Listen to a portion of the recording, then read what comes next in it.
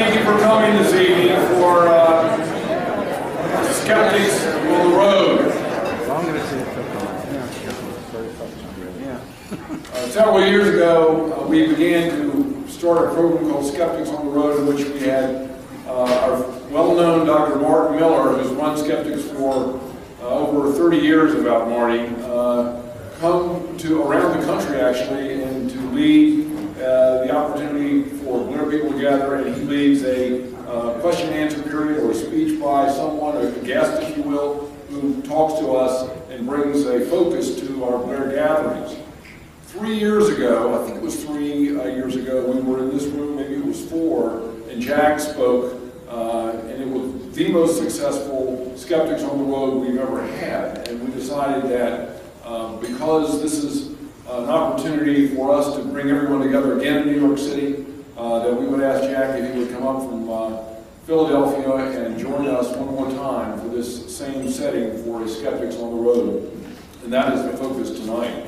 It is also an opportunity, one more time, or I might say one last time, for Moni and me to see a lot of people that we may not be able to see before we leave Blair. We are off to South Carolina, to our home South Carolina in late June, and we're taking a sort of a self-imposed sabbatical for the next year before we decide what else we want to do. But we are looking forward to that experience, but even as we're not looking forward to saying goodbye to Blair, which has been our home for the last 24 years.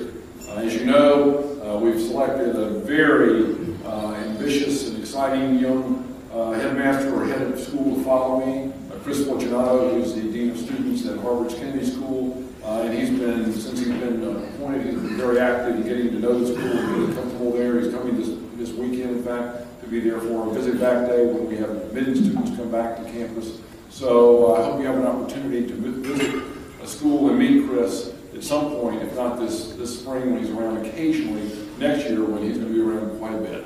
But tonight we're going to focus on having the Skeptics on the road, and the way it's going to go is I'm going to say a few opening remarks, and then I'm going to turn it to Marty Miller, who's going to welcome you again, and also to give the introduction to Jack Bogle. And Jack is going to speak at that time, and then followed by a Q&A.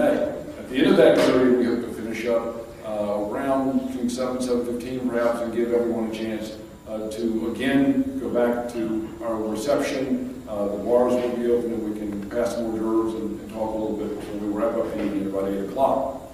I do want to say that at the end of my career, the best advice I ever got was at the beginning of my career when Jack Bogle sat down with me after my first year there and said, "Chan, you've had a good first year, but there's some things I want you to focus on, and those things are twofold," he said. One, I want you to remember the values that we talked about when you first started in this job, and they are always to be honest. And the good news is you have been. I was very lucky there. And he said, now the second thing is you've obviously had some days as headmaster when things haven't been perfect. And when they're perfect, let me tell you this, always be positive. And I said, you mean I have to be honest about the stuff that's not perfect, but I have to be positive at the same time? He said, exactly. And I will tell you, that is the best advice I've ever received.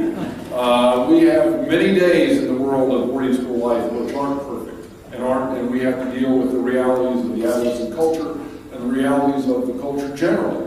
And we have to work hard with young people as they grow up, and they make mistakes, and we deal with those mistakes. But the important thing is always to have hope, to have optimism, and to carry on, as Jack says, regardless. And the good news there is when you have those two philosophies, always be honest and always be positive, you are going to be able at the end of the day to feel good, have far more positive moments about which you're truthful than those moments which you're truthful that you're not as happy about. And that really worked out. I think the value structure of Blair Academy precedes Jack Bogle. But Jack came as a chairman of the Board of Trustees and followed by Bill Timken and Jim Jenkins, who is the chairman now and with us this evening, have done a terrific job of promoting those values within our culture, within the faculty, and within those student bodies. The way we run the school allows us all the time to bring the community together and talk about what's important to living together in a community and having the values that we have and bringing them forward. All we have to do is look at Jack Bogle to remind ourselves what values are important. Now, he did say tonight that most of the things he'll say about economics will probably offend most of you in the room. But that means that his values are very strong and he believes in them. And the amazing thing is, most of you, many of you who are in the investment business, know exactly what Jack believes and feels, and he will expound upon that tonight. And yet you believe in what his values so strongly that you want to hear what he has to say. And I admire you for coming tonight and doing that, and hearing about the Q&A. If you have some tough questions for him, he'll be happy to answer them. So I'm going to turn this over to Dr. Miller. I'd like to thank you, Marty, for your great leadership of first the history department and for the Skeptics program. He is a true boarding school master and will long live in Blair history as one of our great teachers. It is an honor for me to say thank you, Marty, and take it over.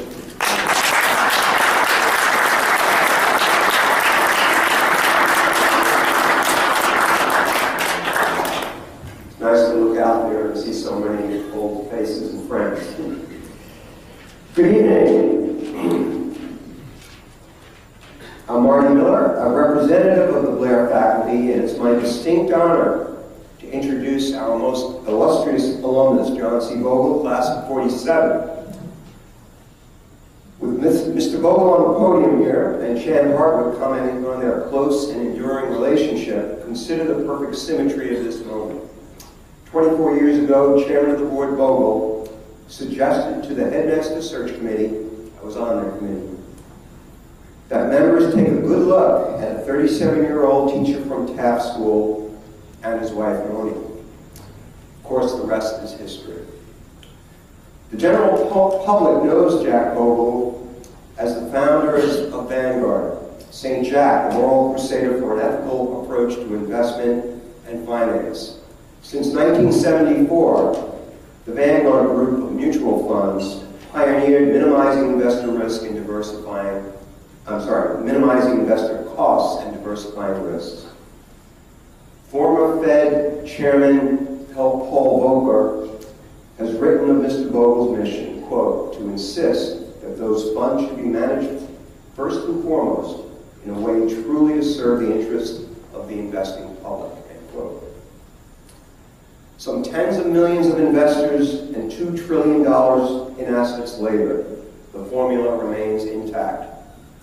Vanguard grew to be the world's largest no-load mutual fund organization and by far the lowest cost provider of financial services to independent investors. In 1999, Forbes magazine ranked Jack Bogle as one of the four most important financial figures of the 20th century. Perhaps Gretchen Morgenson of the New York Times said it best, quote, every once in a while, if only for sanity's sake, it's wise to leave our bankrupt era behind and seek out a bit of wisdom from a moral authority. It's a challenging exercise, given that so many formerly stellar reputations are now shipwrecked. And yet there are a few voices of reason and integrity left in this upside-down world. One is Jack Bogle, end quote. Closer to home, we know Jack as a trustee for 41 years, the force behind the campus building movement, Bogle Hall Science Building, dedicated to the three Bogle brothers. One Bogle brother here tonight. Bogle Hall, Armstrong Hipkins Performing Arts Center, named for his grandparents, and a formidable athletic and community complex known as Hardwick Hall, as Chan and Moni Hardwick Hall, a name suggestive of a mutual admiration society. All this construction has helped Blair become one of the finest schools in the land. But bricks and mortars aren't only part of the story. A scholarship boy of the late 40s, Jack did not forget those in need. Scores of young men and women have attended Blair and Princeton with the financial support of Mr. Bogle. Some of them may be sitting in this room tonight. And his gracious handwritten notes have motivated generations of students and teachers alike. Notes always ending with the words, stay the course. Yes, John C. Bogle has indeed stayed the course. Tonight he will be speaking about how Wall Street failed Main Street. Afterward, questions from the audience will be entertained, alternated with pre-selected questions sent by email this afternoon. I give you John C. Bogle.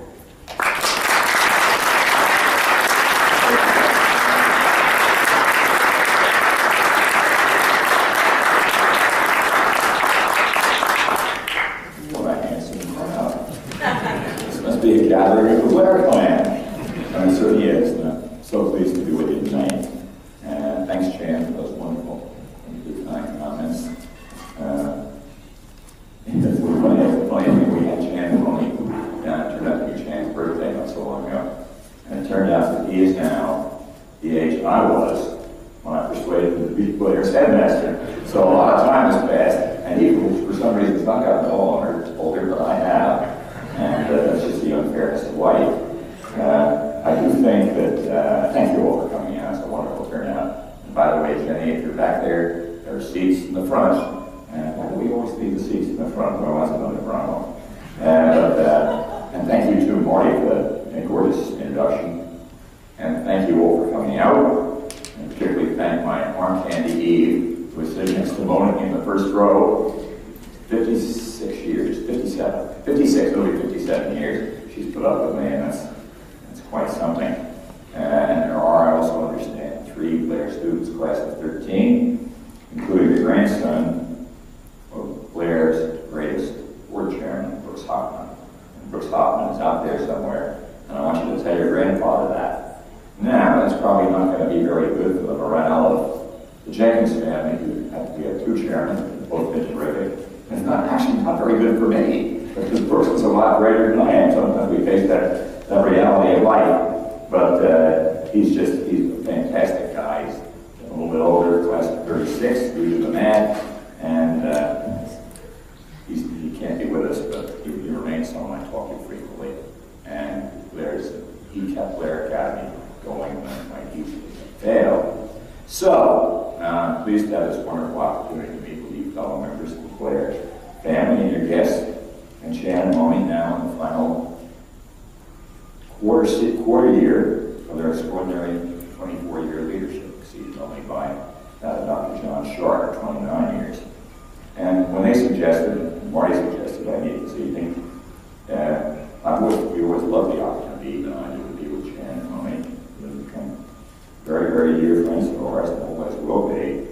And the icing on the cake was to have, as moderator, one of the finest teachers, as you know, in Blair's history, Dr. Martin Miller, who just signed up for his, I think you corrected me, Marty, his 34th year at Blair Academy.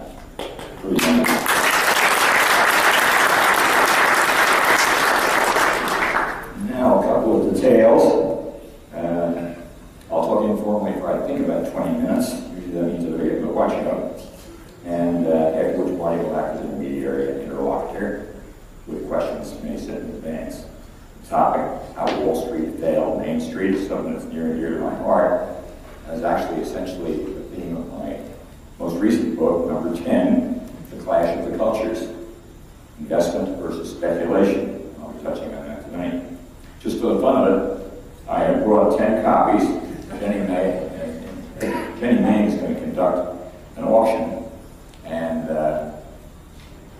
people that want me to sign them, I'm happy to do it, but I hope when you ask me, if you ask me, just 10 people who want that, and to autograph them if you're interested. But if I do, a nice gift to Blair Academy would be deeply appreciated. Always fundraising, Jane. The final reason I'm here tonight is to bring all your friends together in support of our school, a small payment on my huge, enormous debt to Blair Academy. I asked myself before putting this down, these words down, what did I owe Blair? And I could only come up with one answer. It came to comfortable lightning. I owe Blair everything. Our wonderful mother, all those years ago, wanted to make sure there were 3 teenage boys, me, my big brother David, now gone, and our older brother Bill. The great Budrow is here tonight. Budrow, would you raise your hand? And through our early years, and we attended perfectly good but small public schools, and preparing them as graduates for college was not really very high on the list of the priorities of these small schools in that day and age. Life was a struggle. for the Bogle family. We had virtually no money, and certainly not nearly enough to afford even one prep school education, one prep school tuition. With mother's persuasive determination and, dare I add, charm, Blair took the Bogle boys in, and Bud went to class at 45, and David went to class at 47. We could scratch together what I believe was about $100 a child per year, and they got some help from our uncle with the nicknames. And Blair gave each of us general scholarships, and jobs, and waiting on table was the job of the day, and that's what we did.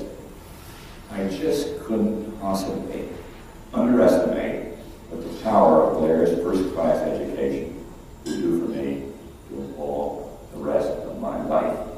The fact is that writing and communication and mathematics, number two, and some sense of leadership have, I think, really defined my career. They all began at Blair Academy, Arizona. In English, thanks to Master Henry Adams in my junior year, Martin Garfield Mason in my senior year. They were known to people as students as Monk and Blinky. You don't remember that, but I can tell you I didn't dare use either of those names. I learned the hard way how to write, how to communicate wisely chosen words, how to use those words correctly, how to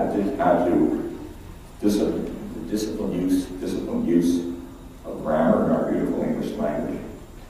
I learned new words and their definition, and I'm still curious about that today.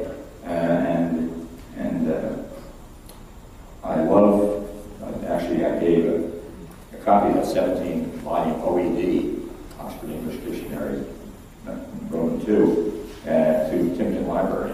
And there it is today, and I hope people are using it, Chandler. Get off that computer, you jerks.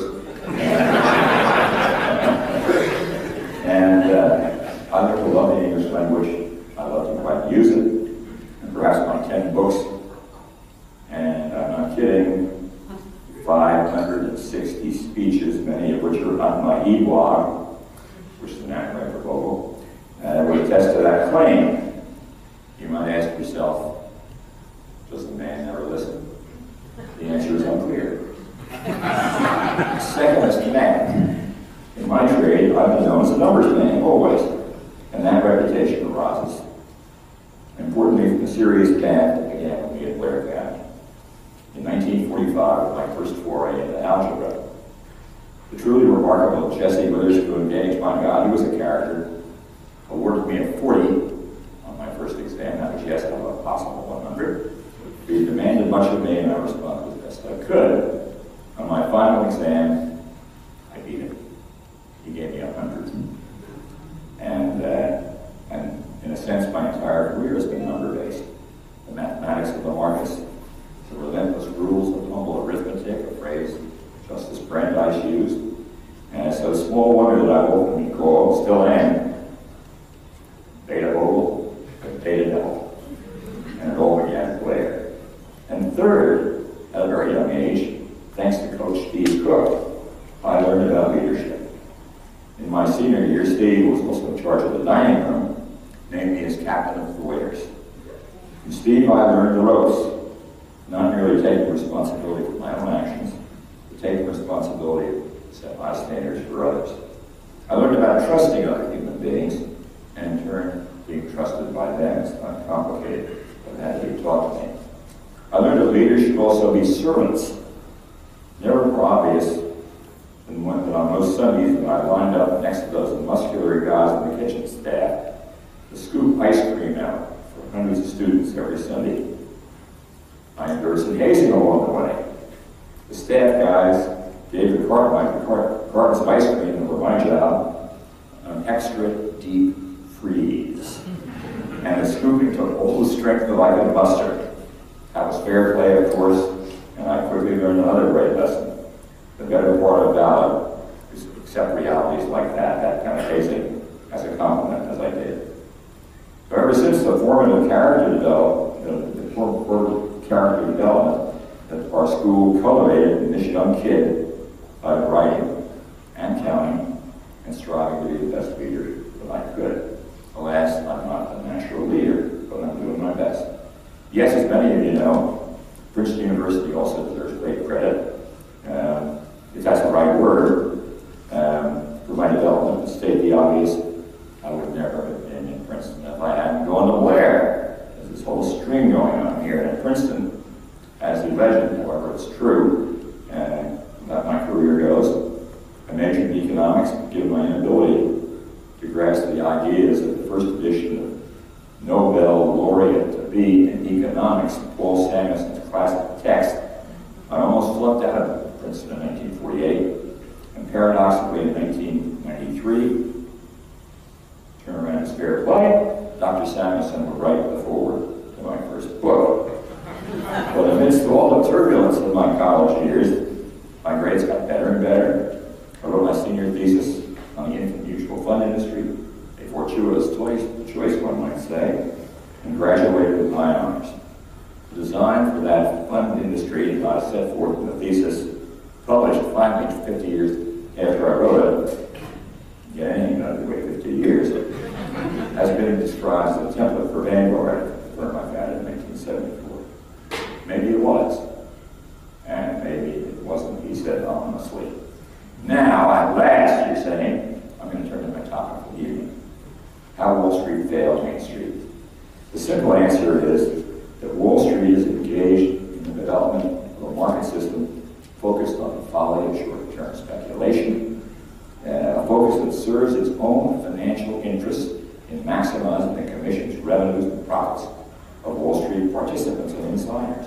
But the optimal strategy for Main Street, that would be ordinary investors seeking secure retirement, is precisely the reverse, a focus on wisdom, long-term investment. I've observed that sea change in focus during the 6+ decades since I entered the finance field in 1951. Following my graduation from Princeton, I joined the then tiny but contentious, as that Fortune magazine article described it, and mutual fund industry, I described in the thesis. In those days, maybe 2 million shares were traded each day in the New York Stock Exchange. Now, daily turnover is running, anybody want to guess? 8 billion shares a day. Yes, of course, a lot more shares outstanding now. The annual turnover of shares has risen from 20% to 250% in that period. Talk about investment and speculation. With the typical fund, with the typical corporation holding period of 5 years for a stock, and now it's less than 5 months. With that triumph of speculation, often through dark pools, as they're called, high-frequency trading, even less than half of that trading now even takes place on the New York Stock Exchange, and a lot of change every day. As the New York Times noted, Wall Street has become, quote, a machine that fleeces its customers in order to enrich that. And so that's a pretty strong way of putting it. And I should add that I'm going to make a lot of generalizations tonight.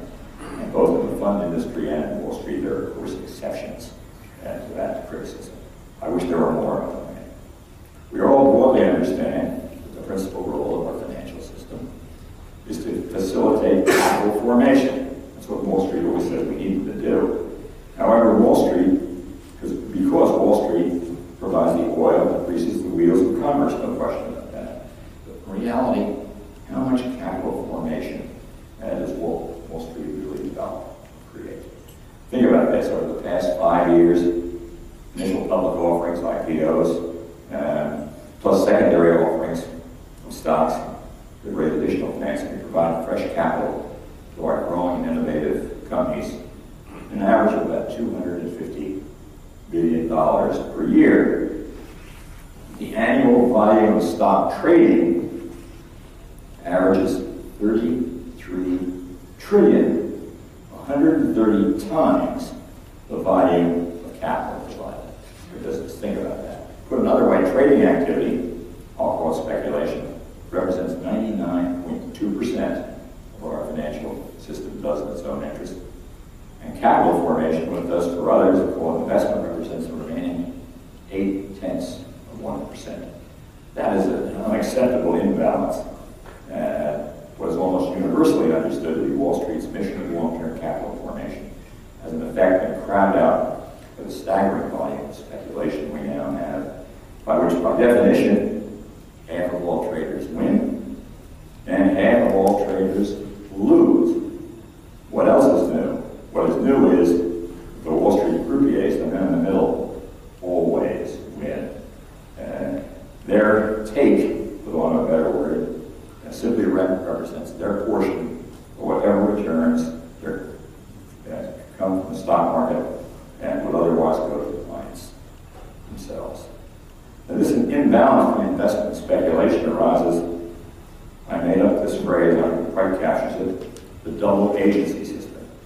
Rather than individual investors directly holding a small controlling interest in the corporations they own, we have corporate manager agents running our industries and money manager agents running our nation's great institutional investors who now own 70% of all the stocks out there, up from only 8%. Think of the difference than when I first joined the field. As Chancellor Leo Strine of the Delaware Court of Chancery describes this new world, the separation of ownership and from ownership. Think about that. So in this new and unprecedented double agency society, when agents for corporate shareholders confront agents for mutual fund shareholders, both sides have the goal of having the corporation, as they say, quote, enhance corporate value. Enhance corporate value. Sounds okay as far as it goes, but it doesn't go very far. Why doesn't it go very far? Because in this happy conspiracy among two sets of agents, corporate value has been redefined, increasing the price of the corporation's stock. But think about it. Stock prices in our markets are volatile and evanescent, while intrinsic corporate values are the same as they've always been, durable and over the long-term productive. The classic formula that anybody here took finance, which I didn't, remains. The price of a stock represents the discounted value of its future cash flow. That's the eternal, immutable reality of investment. There's a great Benjamin Graham, Warren Buffett's memoir, has written. Walter, he's the author of Security Analysis in 1932, The Intelligent Investor in 1949, two of the best books ever written about investing.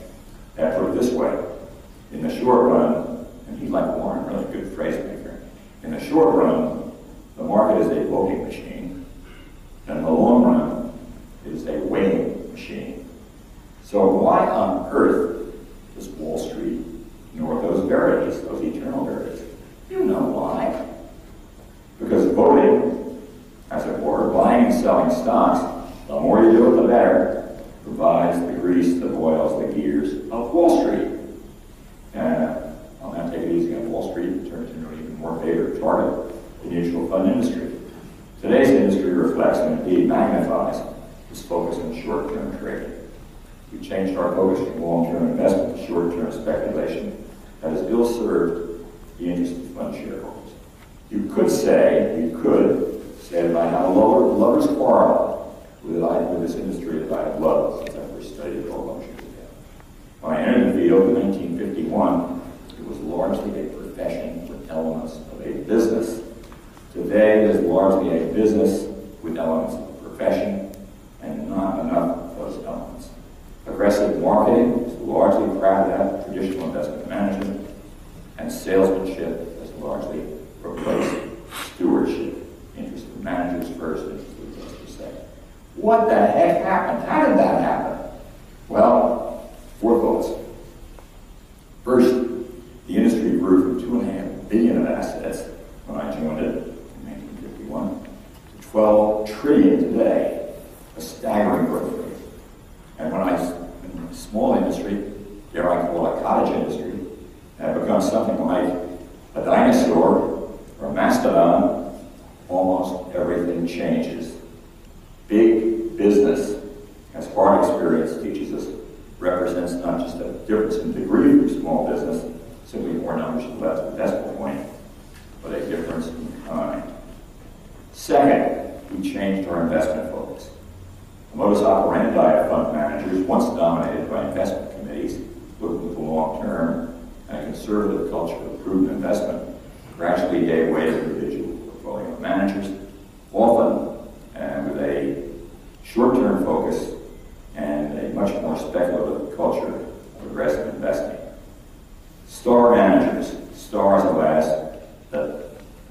transmogrified my comments, and burnout, and go back down there. This change from a committee to an individual approach helped foster the lead in portfolio turnover of the average fund from 15 to 20% range in the early 50s and 85 to 100% range during the present era. In other words, the average holding period for a given stock in a fund's portfolio has doubled from 6 years, let's call that investment, to a single year, let's call that speculation, or even much less. So, and these fund managers were once investors, they now nearly all, not all, but nearly all, seem to be speculators.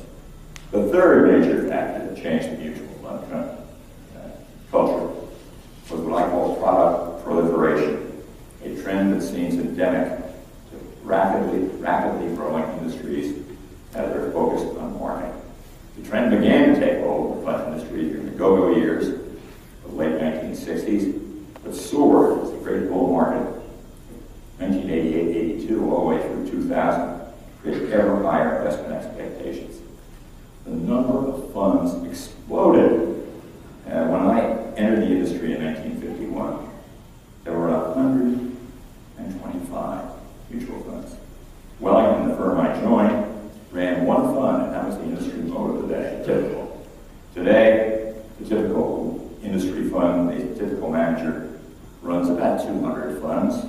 How many of those directors can even name them, I don't know, and how they can exercise their fiduciary duty, I don't know.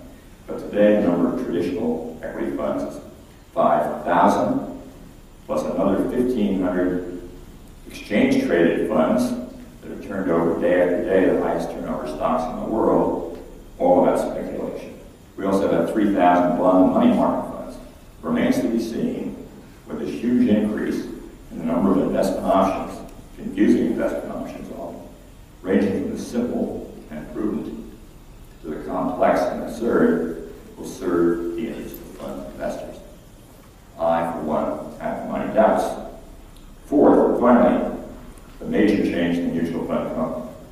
Actually, maybe the most important of all, the perverse metamorphosis from private ownership. Most people are not aware of what's going on here, and I keep talking about it, it gets very angry.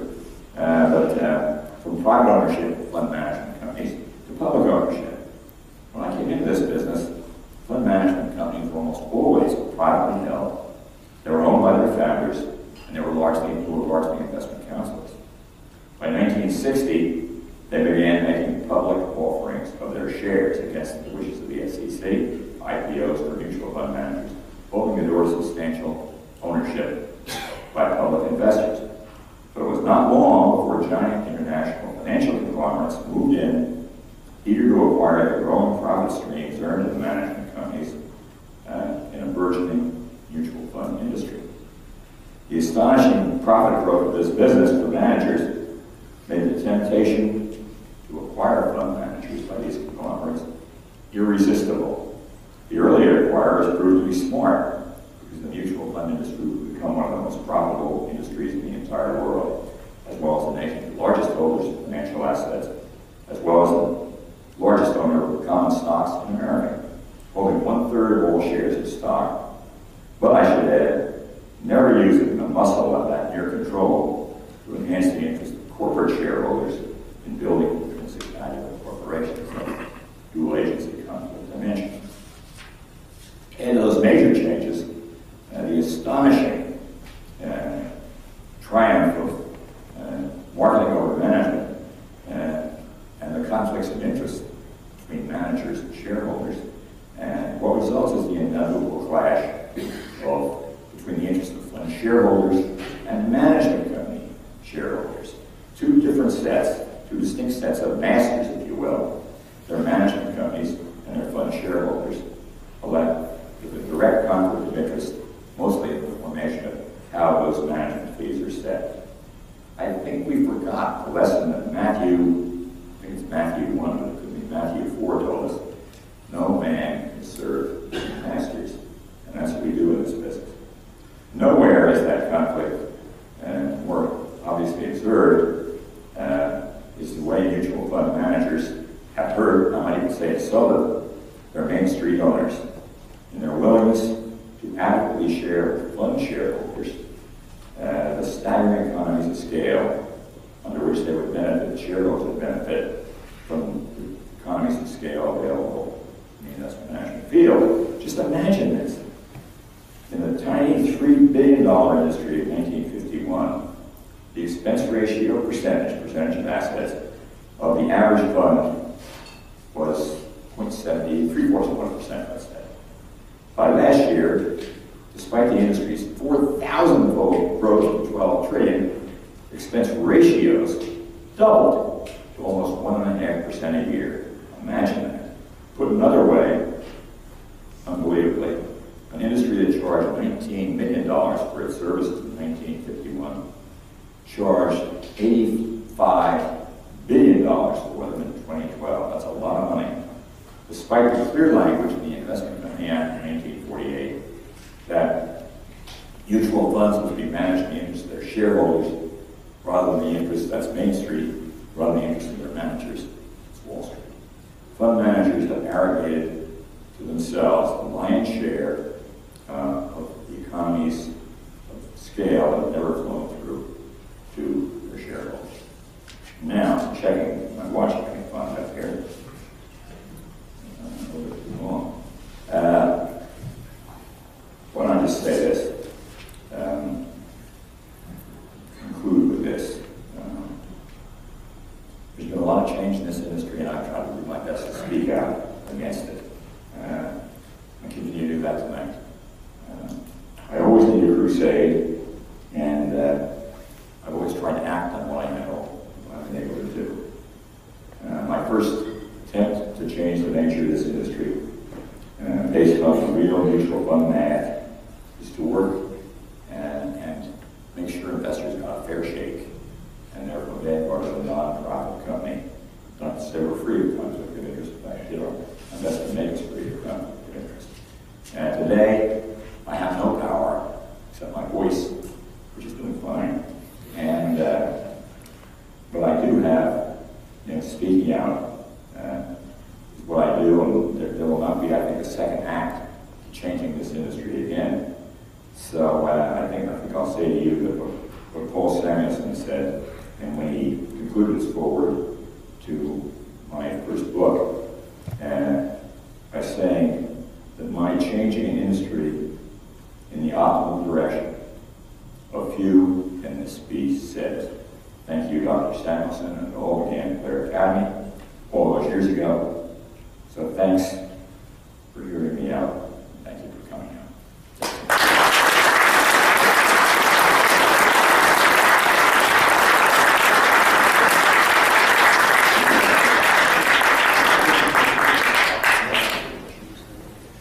Folks, I'm going to start out with a question sent to us this afternoon, and I'll alternate, have one from the audience.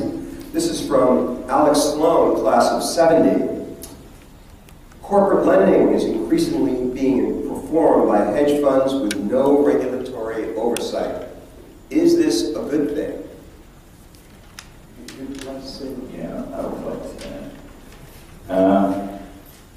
No, it's not a good thing. And unfortunately, to be clear, I really do not like much government intervention in the affairs of business. But what's going on in this business has cried out for government involvement, cried out for regulation. So whether you like it or not, we earned it. And there is very little regulation eventually. There is some that have reported their holdings down, things like that. That may go beyond that. They seem to willingly report how much they make, which I haven't seen one higher than one manager who made $3 billion in 1 year. It's a living, and I'm just sorry you go Blair. But there has to be some kind of constraints, and I look at it as being, number one, something I am campaigning for, a federal requirement of fiduciary duty, and requiring a manager to put the interest of hedge fund managers, mutual fund managers, pension managers, ahead of the interests of their own. This is not easy to do, eliminate that conflict of interest. It's not possible to eliminate it. It's at least possible to ameliorate it. So we can do that. We can put taxes on very short-term trading. Much of it takes place among these institutional investors that I spoke of, who control the market in every way. And put a tax on those institutions for very short term, let me say, for the fun of it, less than 2 to 3 months, and very short-term capital gains. This applies not just to taxable investors, but applies to pension funds and other tax deferred or tax-free investment pools.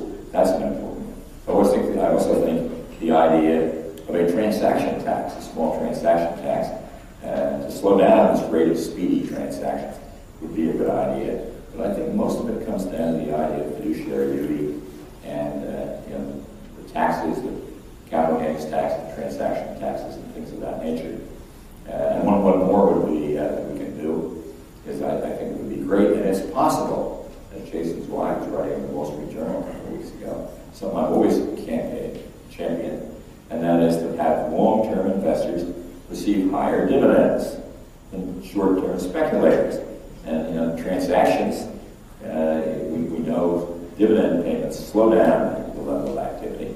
And if you say keep the fund or the stock for a year, 2 years, whatever it might be, and you get that extra 10-cent dividend, and then on that class of shares, and then you shift into a class of shares. When you sell it goes back to the original shares, and it starts all over again. That would be a great thing, I think, too. So there are things we can do. They're hard to do, but we can do them. From the audience, please. Any questions? Yes, sir. John Plum from the Class A1. Why has Adam Smith's invisible hand not taken care of this mismatch that you've got between, certainly you would think that if the prudent way was to have long-term investing, that the higher returns would be there and the money would go there to those funds, like the Vanguard fund, over other funds where you've got high volume trading. Well, that's really a wonderful question, because in a certain way, Adam Smith's invisible hand is working pretty well on mutual fund investors today. In the last 5 years, there's been a $1 trillion swing in equity fund managements, about $400 billion out of actively managed funds, and about $600 billion into index funds. So they're starting to, quote, get it, quote. And I will add a quick anecdote. I have so many anecdotes that I spent 2 days telling you don't want to hear that many. It just was very much on your point. I tried to form in 2002, early in 2002, what I call a Federation for Long-Term Investors. And they would get together, pool their resources, and take more corporate activism seriously, more better participation in corporate governance. And we actually gathered a bunch of people who were willing to talk about it, senior managers, but mostly index funds. And we assembled in New York, about 8 or 10 of us, and 3 or 4 people. What a world we live in. Large managers, long-term managers, didn't want to come. There were great people who were here, they'd been there. Duh. And one of the senior officers of one of our index sort of rivals said, "Look, Jack, I see what you're talking about, but why don't we leave it to Adam Smith's invisible hand?" And I said to him, "For God's sake, don't you know we are Adam Smith's invisible hand?" So he comes in twice. He got the right idea, as always has. There were 2 questions sent in that have similar theme. One is by Moni Hardwick. She was reacting to David Stockman's article in the New York Times business section this past weekend, where he railed against the government's behavior in the economy, and particularly the Fed. She goes on to say, he predicts that markets will eventually crash under the accumulated weight of debt and excess. And his concluding sentence reads, quote, "If this sounds like advice to get out of markets and hide out in cash, it is. Do you agree with this overall assessment? And if so, do you think the proper response is to, quote, hide in cash?" Greg Berman asks a question associated with Moni's query. He reflects on QE3, the quantitative easing, the Fed's dumping of something like $80 billion into our economy each month, buying up financial assets. And he goes on to ask, do you see a place in a portfolio for alternative investments, alternative to the stock market that's going to crash, such as a hedge or private equity fund investments in case quantitative easing slows or stops? So the QE3 question and the David Stockman anger at the Fed and the American government. No, I think Marty asked me 3 questions with knowledge certain that I can only remember one at a time. So you may have to remind me a little bit, but let me take the first one. And it's curious, it was almost exactly the question. I'll say first, kind of whimsically, is this advice to get out? You better believe it is, or whatever Stockton said. And I said, yes, do that, but only if you promise you to tell you when to get back in. I mean, it's so easy to do these things if you don't think about the consequences. So what I told, I happened to get an identical question from one of our crew members, veteran crew member, and they asked me anything, and I answered right away. She mentioned exactly your words, or the words of what Moni sent up, the Stockton article. And what I said to her was this: look, I didn't say this, but I should have said it. He's had an unusual career. You know, he told me he was the budget director for the Reagan administration. And he said, you know, we're just lying with the numbers, we're just making them up as we go along. That's not a good credential. And then he ran some fabric company and went bankrupt. That didn't seem to me to be a good credential. But he's speaking out on the front page of the Week in Review of the Times. Whatever it's called now, I still call it, my wife's part of the news of the Week in Review, and I haven't called that since 1941. And so he had, it seemed very clear to read the article. He thinks the market is much too high. So he picks, and there are hundreds of reasons it could be much too high. He picked 4 or 5 or 6. And the reasons that supported his conclusion. This is not the way an educated man is supposed to work. I don't think. You're supposed to put the reasons in and then reach a conclusion. So I didn't think the article was worth very much, to be honest.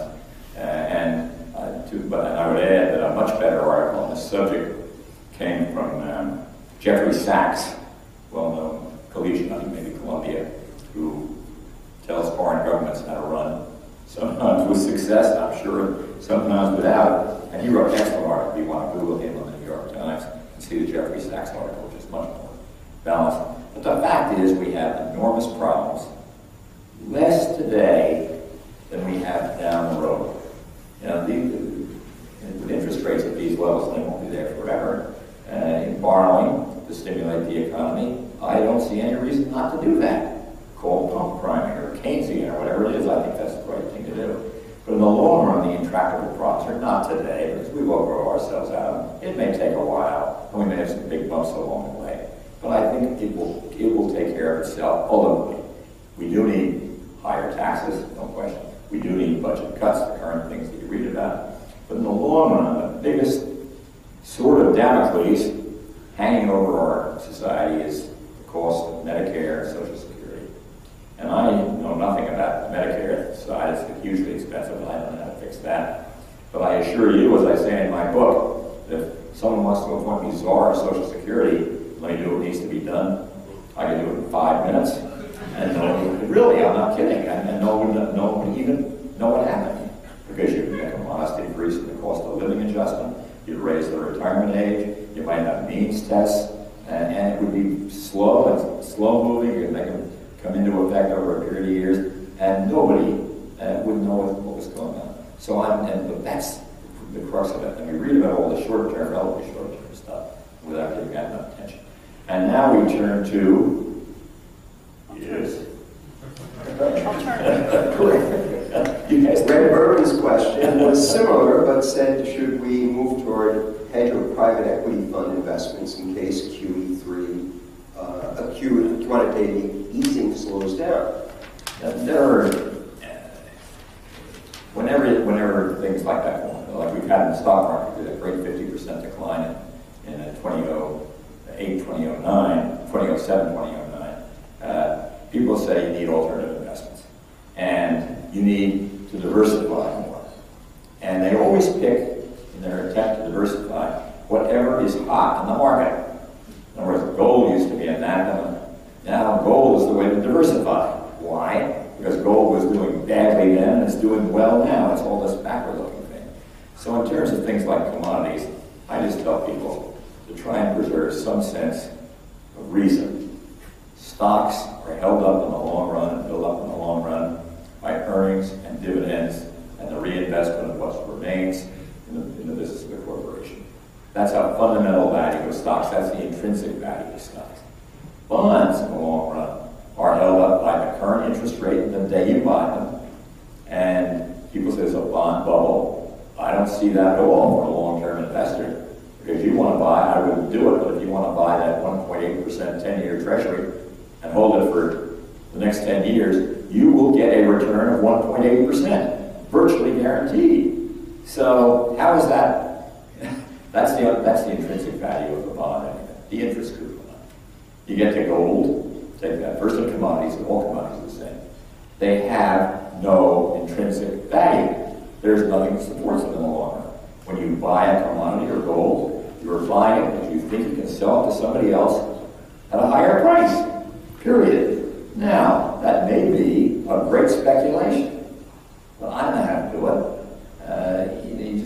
And if you do it, and there are decent reasons for doing it, a little, 5% of your portfolio. The idea of selling everything and going into anything, including private equity, including hedge funds, and just to give you one more piece of data, which I'm sure you roughly need like a hole in the head, these colleges, these college endowment funds, which are heavily hedge fund investment, in the last 5 years have a total return for the 5-year period of 4%, and a simple, that's not annualized, but total, and a simple balanced index fund, 60% stocks, 40% bonds, has had a return of 26% in the same period. So don't believe all that stuff in the past about hedge fund returns. And don't think you can select the best one. And there are very few, they've been good. Maybe they will be tomorrow, nobody knows. But just be careful in the selectivity risk. You don't buy hedge funds as a group. You buy a hedge fund, or use a hedge fund manager. And he may prove to be good, and he may not. But not for me. It's just not my way of life. Jack just said that our Blair faculty retirement fund is going to be okay. Yes, sir. So,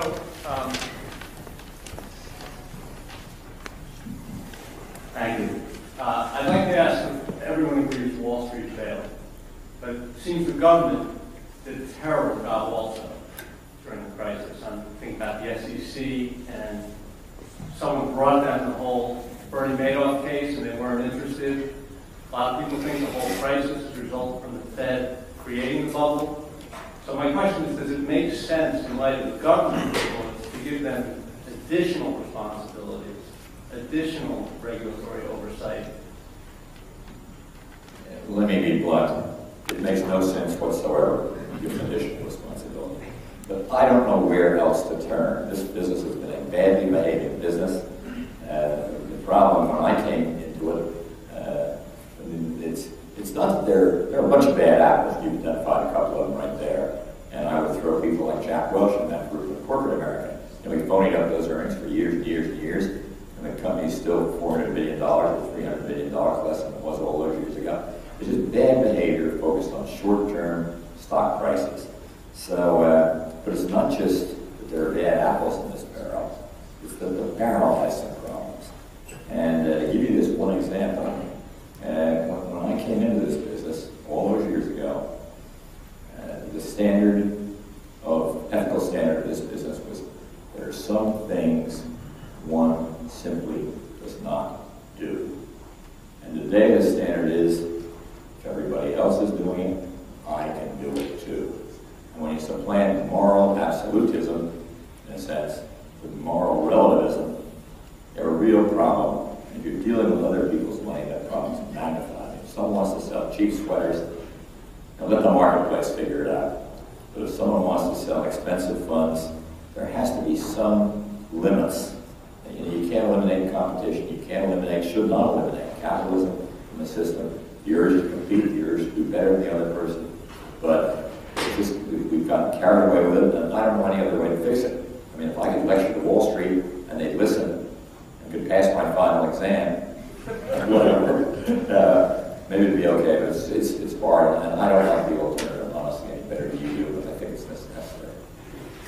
Yeah, the last question is from Joanna Weber, class of 2003. What is the proper role of the rating agencies, S&P, Fitch, and Moody's? Well, What should be the proper role? yeah, it's a disgrace. For $400,000, you want a AAA rating, explain to them that you'd love to do business with the rating agency. The issue. And when you have this profound conflict of interest that really forces the rating, and then they have to agree a little bit, make you change this or that, but you need the AAA weighting to sell this triple D junk, collateralized mortgage obligations, and they simply did not do their job. And having said that, it's a very interesting kind of social problem, and that is the whole idea of rating agencies. Like you can only own bonds that are at least investment grade, which I guess now means triple B up to AAA. And so it's very hard. The SEC is struggling with this, trying to get out of it. But we're in kind of a box. And the one thing we ought to be able to work on, and there is one of the rating agencies I know fairly well, that actually has the buyers pay for the ratings. In other words, if you want to know their rating for a given bond, you're paying them. They're giving you advice. They have nothing to do with creating the ratings. They can tell you, and you pay them. And that seems to be a far less conflicted kind of a structure than the pay-for-play, or whatever you want to call it. It goes on all over Wall Street and everything, and other places too. But it's just a tragedy that these people that we place so much trust in, and you see their emails and all those kind of things, and it's, God bless emails. And that's the role of Elliott Spitzer used those emails, take down all the ill-performing, badly performing mutual fund managers that are doing this intraday trading with their institutional clients. And another thing I happen to like, by the way, a little off the subject, but is phone wiretapping. And it's caught a lot of big fish in this pond, and they're all trying to say it's against the law if the government tap your phone. If they win, I don't know where we are. My brother was telling me the other day he ran into Scott Pelley, CBS guy, and I happened to do a show with him about a year ago, I think, and he said, "And what is your hope for the future?" And I'm a little irreverent, so I said, "Scott, phone wiretapping." And he looked at me like I wasn't serious, but I actually was, because juries are not going to be able to get people with SEC or the Justice Department not going to be able to convict people without more than word of mouth, who told who, whatever they may say, who shot John, I don't know. But the government, I think, has done a very, very good job of catching. I don't see how to do it, to be honest with you. But they're getting some big fish in that pond, and they may even get the greatest fish of all up there in hedge fund, Connecticut.